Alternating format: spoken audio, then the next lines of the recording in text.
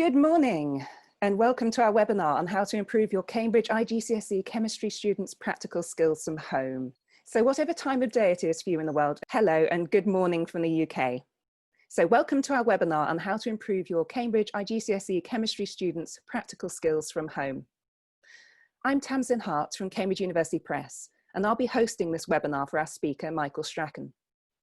We're running these webinars to support you and your students whilst you continue to adapt to teaching and learning remotely. Let me tell you about the webinar itself. We're recording the webinar to share with you afterwards, so don't worry if your internet drops out during the webinar. If you're having trouble with your speakers, we suggest using headphones or checking that your speaker isn't muted. Your microphones will remain muted throughout the webinar. If you have any technical issues or questions about our science products, please can you put those in the chat box, and my colleague Laura Rogers, who you can see above, will be able to help you. And I think you've all found the chat box because I'm seeing some brilliant messages floating through here. That's fantastic. Please can you put any questions for our speaker, Michael, about chemistry teaching into the Q&A box. So that's also at the bottom, or it might appear at the top of your screen. You can see if you hover your mouse over it, the bar will appear, giving you the options for chat and Q&A. And Michael's going to be answering those at the end of the webinar. A week after the webinar, so that will be 7 days after the webinar, we're going to send you an email which has got a recording of the webinar and a link to your online certificate. Now, this certificate won't be attached to the email, but you generate this yourself. So you've got to follow the link and fill in the online form, and then this will be emailed to you. So if you don't receive it, can you check your junk folder or check that you put your email address in correctly, and it's okay to try again. So that's all from me now. Thank you very much for joining the webinar. I'll join you again for the Q&A at the end. And now over to Michael. Now, Michael, can you share your screen, please?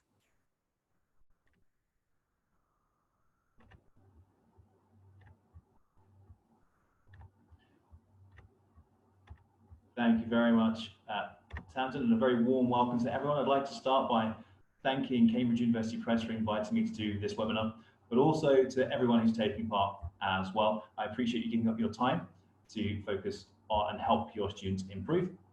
I've got a number of areas I'm going to explore today, but before I get into the main part of the presentation, what I'll do is I'll very briefly introduce myself. So I'm currently working in Dubai as Deputy Head of Repton School, and I've been there for 4 years. Prior to being Deputy Head, I was the Head of Science. I've also been Head of Science at another international school. Before that, I worked in London as part of the science leadership team. All in all, I've been teaching science for around 15 years now. On top of teaching, I'm an author, and to date I've written 3 textbooks. I also write lots and lots of resources and packages for a number of different publishers, both online, but also in print.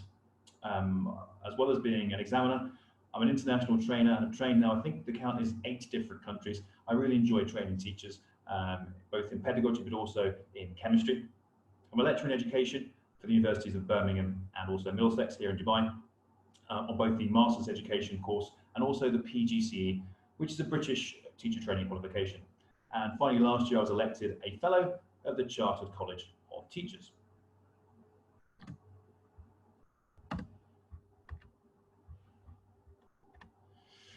Now, a key question I think all of us are asking is, how can I develop students' practical skills in chemistry via distance learning? To be really honest with you, it's going to be difficult because chemistry is a practical subject. And I don't know about you, but most of my lessons for chemistry involve a significant amount of practical work. Now, as we're teaching by remote learning, that becomes very, very difficult. Now, I could talk all day, and I'm sure we could debate and discuss how we could develop student skills in chemistry, a number of different areas. However, I'm going to focus today in our session on just 4 areas because we only have about 45 minutes to get through. The areas I've chosen to focus on are planning. How can we improve student skills when it comes to planning their practical work? Collecting data. A core part of students' practical work is gathering data together. This is very, very complicated when working remotely. Handling data. How can we improve our ability for students to handle data in graphing, but also mathematical forms? And finally, interpreting data. This is a key skill students will need as scientists, but also to be successful on the IGCSE Cambridge courses. I'll begin with looking at planning. And for this, I've taken things right back to our assessment objectives. So for assessment objectives AO3, on the right-hand side of the screen, you should see a grid. And this is a grid that I use to track my students over the course of the year. These are all of the assessment objectives for practical work. And this is from the CIE specification. If we look for planning, well, planning is assessment objective AO3-2. Students must be able to plan experiments and investigations. However, regardless of remote learning, planning experiments and designing experiments is probably the least practiced skill that we use. Now, this is a big difference between chemistry and biology or physics. I teach physics and biology as well as chemistry, and in these subjects, it's much easier to have open-ended experiments where students can choose variables, design the experiment themselves. Because of the inherent safety aspects with chemistry, and also the need for students to learn specific techniques and processes, we very rarely give students the opportunity in chemistry to plan experiments as much as possible. So I think assessment objective 2, planning experiments, is the least practiced skill when it comes to our AO3 objectives. So what can we do during remote learning to help students hone their skills around this? Well, one of the things I've been using quite successfully is past paper questions. If we look at the past paper, paper 6, the alternative to practical paper, generally, one of the questions on this paper, usually one of the last questions, involves students having to plan an investigation. So, what I've been doing is going through past papers available on the CIE website, looking through paper 6, and then extracting the planning questions, and then distributing these to my students. Now, I like to mix things up a bit, so how I've been doing this is varied. Sometimes I'll just grab a question, and you can see this one on the right-hand side here, pop it up on the screen, and my students will view that in real time. And I might ask them in their copybooks at home to write down how they might plan that experiment, and we can discuss it in real time on the screen. Other techniques I've used include getting students to write their answer to the question and then share it with the whole class. Now, this will depend on the software package that you're using. The one I use has the ability for students to share their screens. This means that the whole class can see the work the student has done, and we can critique and discuss the answers given. Another technique that I've used is actually getting the students to work in small groups, 4s or 5s, and giving them 5 different questions. Each student completes the 5 questions, and then one student from the group will mark the answers. What this does is it really improves and cements the understanding of a particular technique or practical in the student's mind. By going through repeatedly marking answers, the student gains a real insight and expertise into how to plan that practical. The other bonus is I don't have to mark the answer to that question myself, which reduces my workload. Finally, and this is probably the most fun part, we can personalize these questions. If you look at these alternative to practical questions, they follow a fairly standard format. And so it's fairly easy to adapt the question to include local context. For example, last week I was working on fuels with one of my classes, and so I adapted a question to include different types of animal dung.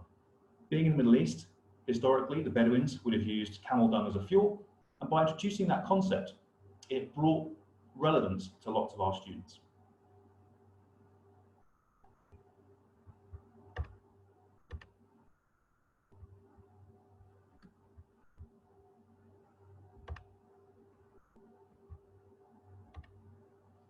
Now, a question I get quite often is about home practical work, and can students actually do work at home practically? And I want to spend a few minutes now just discussing some pros and cons of practical work that takes place at home. First of all, as I've already mentioned this, science is a practical subject, and I passionately believe that students should be doing work in science. And to pretend that science is just around data handling or a paper-based subject really isn't what science is about. And I'm sure none of us became science teachers because we really enjoyed interpreting graphs. We want to be doing something, a practical subject through and through, in my opinion. Also, I think that students learn more by doing things themselves, actually being involved in practical work and learning by discovery. This for me is very, very important. And so it's an aspect we should try and promote as much as possible. Finally, and I think this is a really big one, science is fantastic. It's interesting because of the wonderful things that we can do. And to engage students in practical work where they can see different sorts of phenomena is a really important way of engaging them and getting them interested. My wife is an English teacher, lots of my friends teach history, and I feel sorry for them because actually our subject matter is the universe and everything inside it, whereas they're limited sometimes to just books.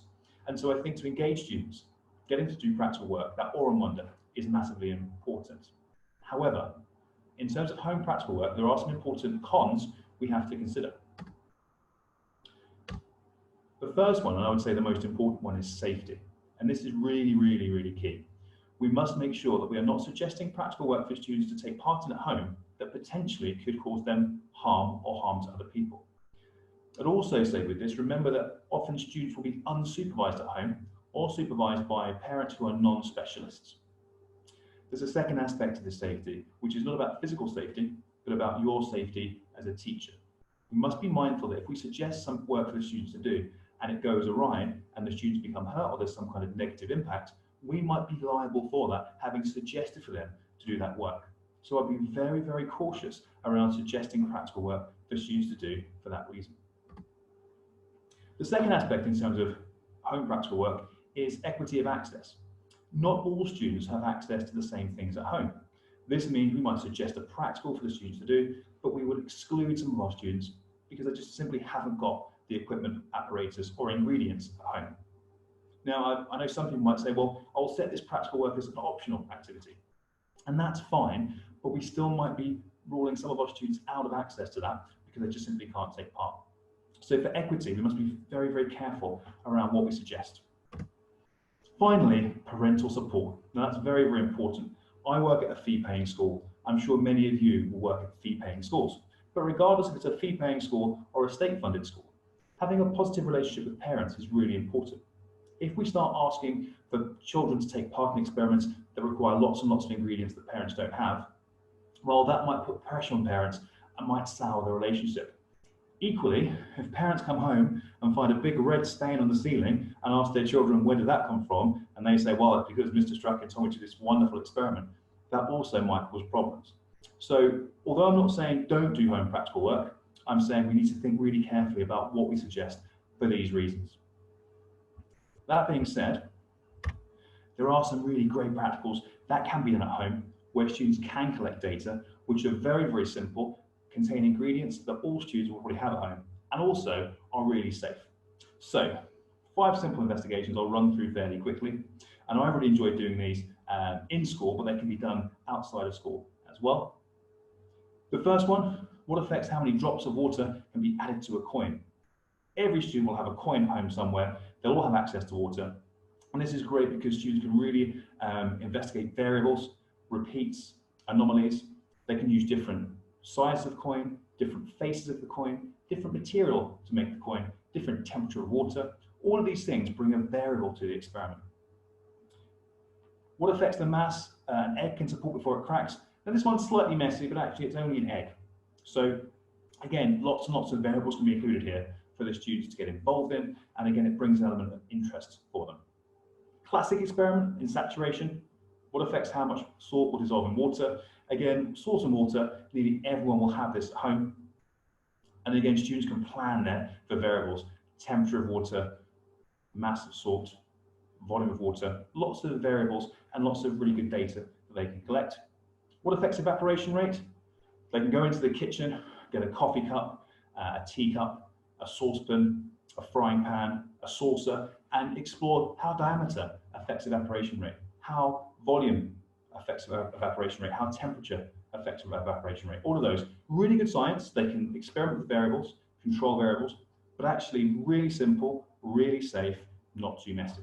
And then finally, my own personal favorite, what affects the melting temperature of ice? Again, it's very simple, ice cubes, water, a thermometer, some salt, and it's a very, very simple practical. And again, lots of variables for students to get involved in, change, keep the same, lots of data that can be collected, and it's real science, there's real science underlining that. One of the things I haven't mentioned so far we need to be mindful of is there are lots of experiments and home experiments on the internet that students can do, and they're really good fun, but let's remember they're not about science investigations. So it might be making bath bombs, or making soap, or making hand cream. And these are valuable. They are interesting, and students will enjoy doing them. But it's not a real science investigation of the type that we're trying to train our students to do. If I move on now to the next area that I'd like to speak about, and that's around collecting data. Now, this is probably the most difficult aspect of practical work remotely, because students really can't do the practicals themselves. Now, I've mentioned already home experiments, and it's possible to collect data from home experiments. However, the type of data we're going to collect is going to be limited due to the fact that measuring the dependent variable is going to be very tricky and quite inaccurate. The balances that students have at home, the thermometers they have at home, are unlikely to be accurate enough to give really meaningful data. So although we can use home experiments, it's not the best source. Now, we could use prepared data, and there are databases and prepared data on the internet. I'll speak a bit more about that in a second when it comes to handling data, but really for collecting data, giving pre-prepared data to students isn't the most interesting way.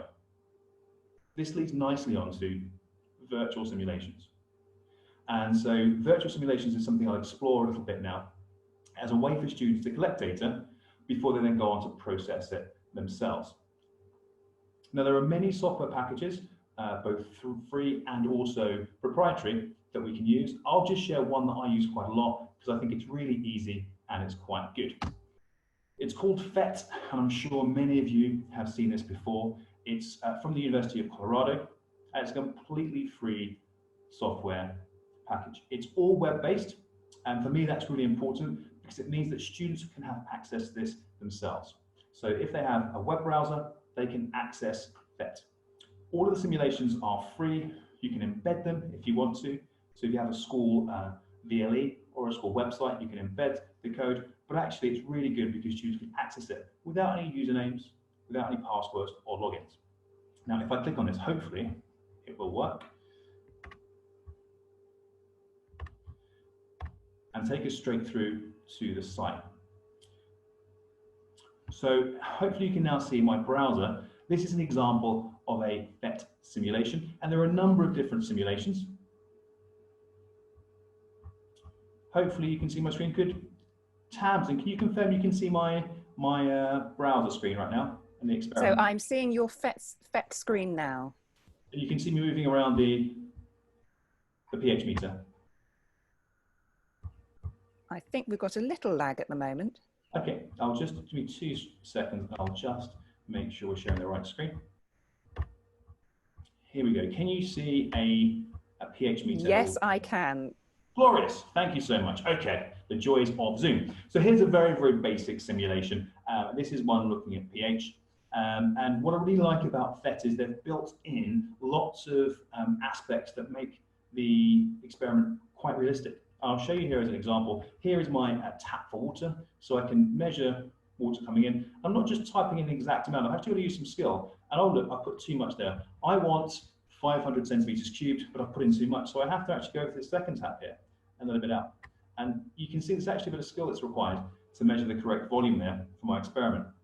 Now, what I would do in this scenario is I would give the students a method and get them to produce a results table. And after that, I would say, right, now go to PhET, here's the link, go to PhET and collect your data.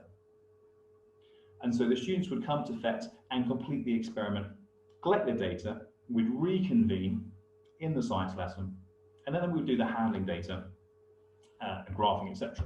And what's brilliant is there's lots of aspects here which can be used for evaluation. So I have my dropper, and I might say, right, let's see how does the volume of, what should we have? Orange juice. How does the volume of orange juice affect the pH change of water?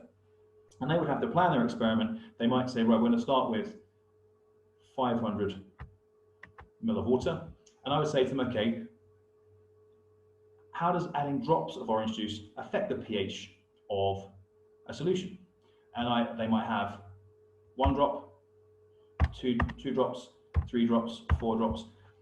Now, please pay really careful attention. When I press the dropper, it's not exactly the same volume each time. I can press it really quickly, or I can hold it for a second. And actually, the volume of orange juice added varies depending on how long I hold the dropper for. That's brilliant because it brings in an aspect of evaluation. Students can talk about the dropper. They could, if they wanted to, add a specific volume, because down here I have the volume added. So it brings in error. It's not just a straightforward simulation where students type in their variables and a number is given to them. There are a number of these. I will show another one very, very quickly. One of my favorite ones. Hopefully you can see this one. A few seconds here. Bear with me while I just share the other screen. So, Tamsin, can we see there? Yes, we can. Wonderful, thank you very much, just double checking that. So, the negatives of not being able to do practical work, obviously very sad we can't do some aspects, but also there's some brilliant positives to be gained as well. Ordinarily, if I was teaching around the greenhouse effect, there's the classic experiment of a round bottom flask, you use some antacid tablets, fill it with carbon dioxide, thermometer inside, and then we compare that to a round bottom flask with just air. We shine a lamp into that and we compare the temperature change of the two. That's a nice simulation of global warming or greenhouse effect in the lab. Here I can actually look at the different variables affecting the atmosphere and global warming on a global scale. So I do a real simulation and go back to 1750 and see how the concentration of carbon dioxide in the air was different. Go back to the last ice age. And so let's be really positive here. Although there are some negatives around not being able to do practical work, there are lots and lots of positives too when it comes to using simulations. So there are some simulations I've just thought I'd suggest. There are many, many options out there, but there are a couple that I would use. And FED is good also for physics and for biology too. Right, if I come straight back to my presentation. Tamsin, it's the last time I promised, but can you see my PowerPoint? I can see FET at the moment. Ah, okay. Handling data? Handling data, yes, indeed. Sorry, that's the last time, Tamsin. Thank you for your help. I do appreciate it. Okay, so we looked at planning and how students can still plan experiments and practice planning experiments. We've looked at how they can still do experiments to an extent when it comes to home practicals. We've looked at methods they can use to collect data, be that home experiments or be that actually using simulations. Let's move on now and look at handling data. And again, I'm going to keep us kind of honest and keep us close to the specification. So I've included a screen grab there from the specification, looking at mathematical skills and really focusing in on what is it that students must be able to do in terms of mathematical skills. And particularly for handling data, the key thing here is interpreting graphs, draw graphs, select suitable scales and axes for graphs. So what can we do to really improve student skills around those key aspects? Well, first of all, there are resources out there to support, and the Cambridge University Press IGCSE Chemistry practical workbook includes sections on handling data for every single investigation. So the practical workbook will have the method, it will have areas for the results to be recorded, but every single practical has a handling data section to really perfect and hone those skills. So please look for resources that you can use to help the students. And now here's an example of one of the practical experiments that we would have in the book. This is chromatography, classic experiment looking at the distance moved by spots of ink on a chromatogram. And this is taken straight from the book. Now, the issue is the students are very unlikely to be able to do the experiment at home. And that gives us a problem because we have the handling of data would be quite good for them to do, but without the data there, they can't handle it. So we have pre-prepared data on the teacher's guide that accompanies the practical workbook. All of this data was done by myself in the lab, so I spent many, many hours doing all of the practicals, collecting all of the data.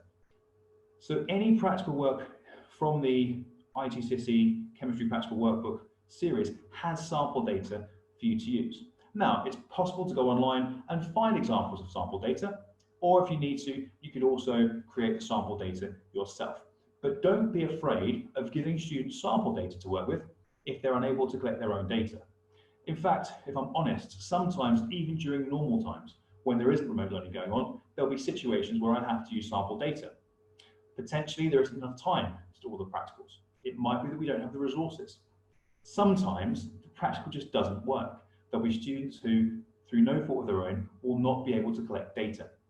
Some students are absent, and otherwise will not be able to complete really important aspects of their chemistry skills. So sample data, wherever you can get it from, is important, and don't be shy to use that if you have to. Let's move on to graphing skills now. And this is a key part of handling data. And if we're being honest, nearly every past paper I've seen will include aspects of graphing. There's nearly always a graph question. The problem with graphing is it takes a lot of time. I don't know about your students, but for my students, it usually is something that's quite rushed towards the end of the lesson. They're really enthusiastic about doing the practical. They love collecting their data, but then there's lots of groans and moans when I say, right guys, now's time to use the data and plot a graph. It takes off lots of time at the end of the lesson, sometimes rushed, sometimes not completed. Often I'll set it as a homework, sometimes then again, not completed. So graphing skills is something that's really important, but often we don't really give it the time it needs because it's so time consuming. In remote learning, students have a fair bit more time. If they're not doing the practical work, that means they're not collecting equipment, setting up equipment, packing equipment away. That means they've actually got more lesson time with the students. What I've been doing with them is really drilling them on a number of key skills, and graphing is one of them.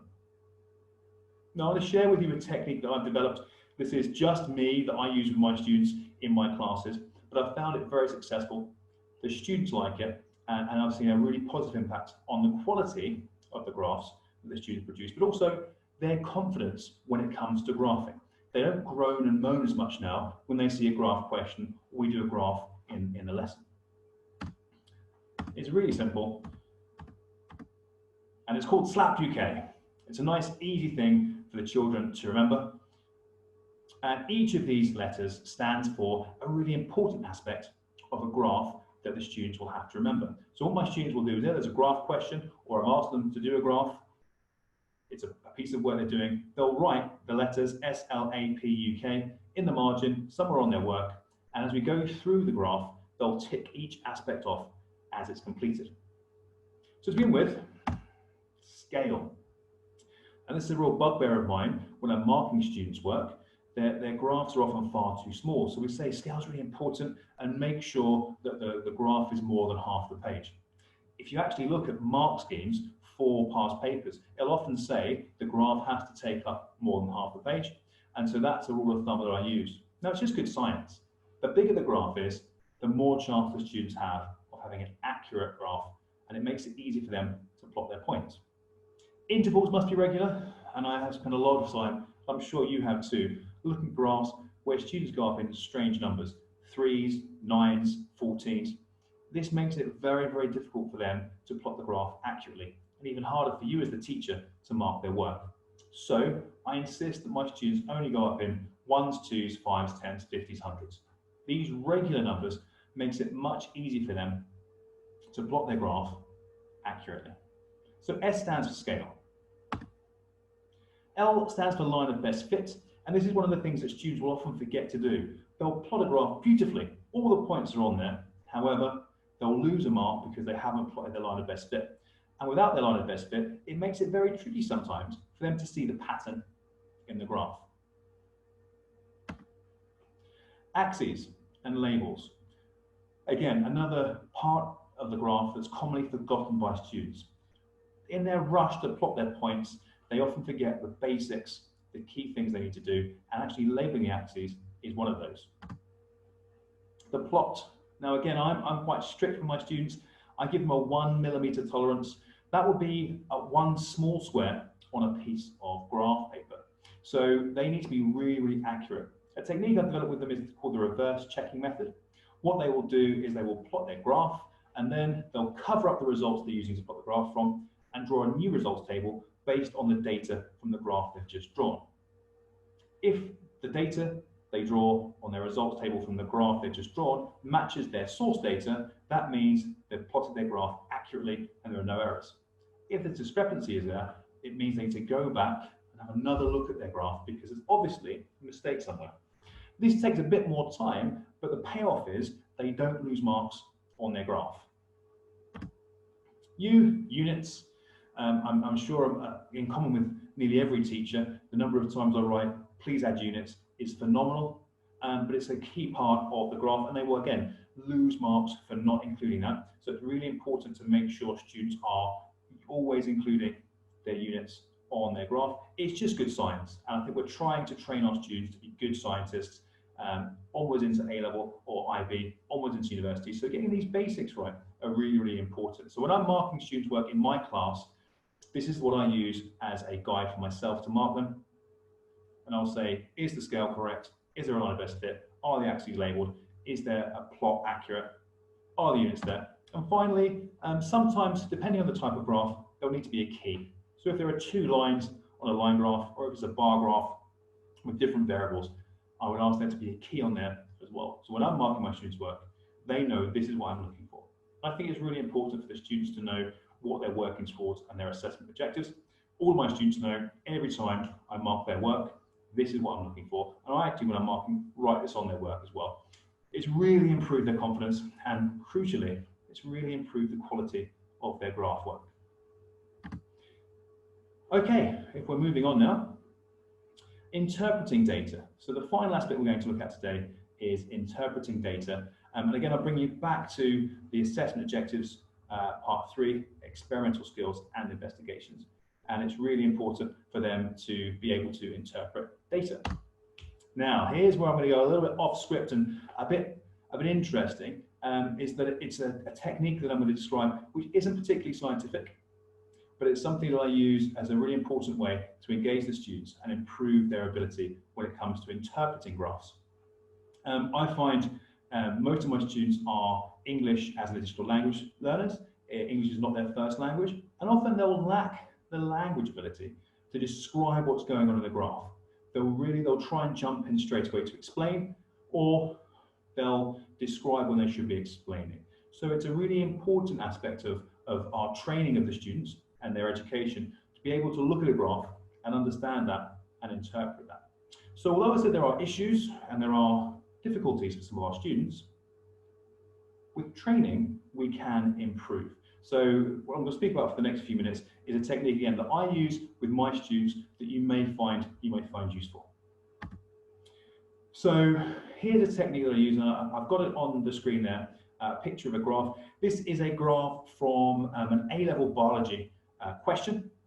Now you might wonder, why for an IGCSE chemistry class would I use an A-level biology graph? Well, the reason for that is to take away any kind of subject knowledge. What this does is it means that students are not thinking about explaining what they can see, because the students really would have no context. They might have an idea about what the concentration of ethanol is, yeah, absolutely, but the intensity of red coloration in arbitrary units makes this a very complicated graph for the students. They have no expertise on this and no real understanding. So they cannot explain. They have no ability to explain what this graph shows. What that does is it forces them just to describe. They can only describe what the graph shows. Now, I've used lots of different sources. You can go outside of science. I've used graphs from economics, from geography, from business. Any sort of numerical data in the graph format can be used to remove the subject expertise of the students and force them just to describe what's happening. So that's the first part of the technique. And what I've done with this quite often is given students multiple different graphs on a worksheet via remote learning and ask them to go through and describe what's happening in each graph. We come together as a class. I'll put each graph on the screen and go around the room and say, okay, Ahmed, how did you describe this graph? Sasha, can you now describe graph number 2? What is that showing? Miriam, graph number 3, can you describe the pattern in that data? And so by focusing on those skills of describing, focusing on the language, that really empowers the students and improves their ability to describe what they're seeing in the graph. Here's where we go a little bit interesting, and I think this is probably one of the best techniques that I've developed with my own students, and it's around storytelling. Students are much better at telling stories than they are describing graphs. I think that's probably true of all human beings. Okay, humans generally are very good at telling stories. So what does this have to do with a graph? What does this have to do? Well, I say, imagine the graph is a film, okay? And you're going to tell me the story of the film. So, first things first, what's the general pattern? What's the general pattern of the data? And they have to mention both variables. And I say this is a bit like a film or a story in that it's the plot. So overall in the film, what is generally happening? So let's take the film, I don't know, Titanic. What happens in Titanic? Well, they're on a boat and it hits an iceberg and the ship sinks. Generally, that's the plot of the movie. So overall, in the graph we just showed, my students say, well, as the concentration of ethanol increases, the intensity of red coloration in arbitrary unit also increases. So very, very simply, they've got a plot line there. Overall, what is happening? So that's simple. And that would, you know, when I'm marking their work, I would give them a credit for spotting that. That's fine. However, is it true for the whole graph? Is that pattern? Is the plot true? Is that the whole thing? Is there anything interesting that happens at specific points? I said these are the interesting parts of the story, the plot twists, okay? So it's really important for them to look at the plot twists and the interesting bits of the film. So although in Titanic, yes, the ship hits the iceberg and sinks, but what else happens in the story? You know, are there plot twists and interesting parts? And again, we'll go back to the graph very, very quickly. And what I'll say is the pattern the same all the way through? Are there interesting parts? And the students might look at this and say, well, actually, between 0 and 20, there's a really small increase. There's not very much increase at all. They say after 30, there was a very, very steep increase. They might say the reading for 40 didn't really fit in with the pattern of the others. So when we look for the plot twist, what's the interesting bits? What are the anomalies? The students then looking for little aspects of the graph that don't fit in.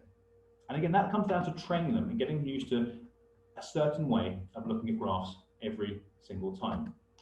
When they start doing this the first time, they'll think you're crazy. They won't really get it. But actually, once you've trained them a number of times doing this, it becomes second nature to them, and they'll do it almost automatically. Again, it's a technique that I've found, especially via remote learning, a way to really improve students' ability when it comes to graphing.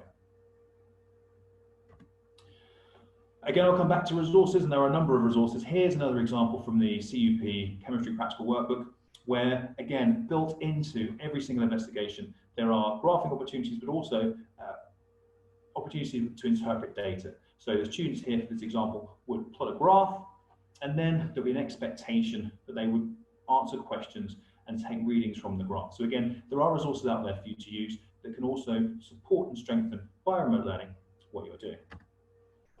Now, I'm conscious of time, and we're getting perilously close to the 45-minute cutoff. So I'll just start to summarize now, mindful that you'll have lots of questions, and I want to give plenty of time to answering those questions.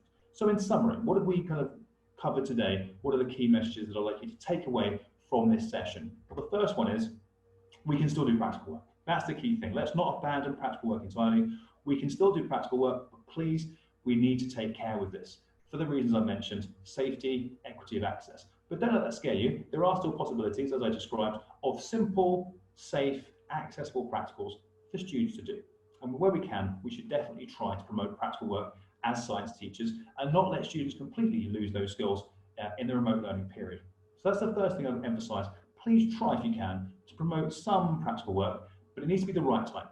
Not just whiz bang, let's make soap or let's make bath bombs. That's fun and there's nothing wrong with that, but it doesn't really fit in with the skills the students need to have as scientists as part of the IGCSE CIE specification. The second thing is, it's absolutely possible to still collect data. So even though we are not physically doing it, we can still collect data via simulations or from the home investigations. Let's not throw up our hands and give up and say, well, we can't get data. There's nothing wrong with using simulations. Of course, we'd all rather be doing real practical work in the lab. I know that, I'm the same. However, if we can't do that, let's look for the next best thing. And as I showed with PhET, and there are other packages out there, other software out there, we can still get students doing practical work, collecting data, and with the right packages, there's even aspects of error and evaluation that can be built into the investigation. So please don't be shy of using simulations. Nothing wrong with that at all. Pre-prepared data, absolutely fine to use. Again, if we want to get students plotting graphs, handling data, doing maths based on their data, it's absolutely fine to give students data, whether that comes from a package like the IGCSE CUP practical workbooks, that's fine, or it's your own data that you've come up with yourself practically, or whether you find it from other sources on the internet. That's also absolutely fine. But if we want students to practice those handling data skills, we need to give them some data. So please do carry on giving students data to handle. And this one's probably the hardest sell, but actually interpreting data can be fun. And we just have to look for lots of opportunities that we can use to give to students and look at handling data, interpreting data in a different way. I think if we look at it, you know, a bit of a sideways glance, we can make interpreting data fun. And I think if we do those things, then the students are much more likely to be engaged and much more likely to want to take part in our remote learning chemistry sessions. Right, I think that's everything in terms of the content that I wanted to cover today. So I think this is the point now where I hand back to Tamsin, and I'll try to answer questions for you to put to me, I think. Thank you, Tamsin. Wonderful. Thank you so much, Michael. Right. So it's been wonderful having you here today. Thank you so much, Michael. You've done a wonderful job today. Thank you so much. Thank you, everyone, for coming in. Thank you for your great questions. And we've had some lovely thank yous coming in from everyone who's attended today for you, Michael. So goodbye, everyone. I'm going to end the session here. Enjoy the rest of your day and good luck with your teaching.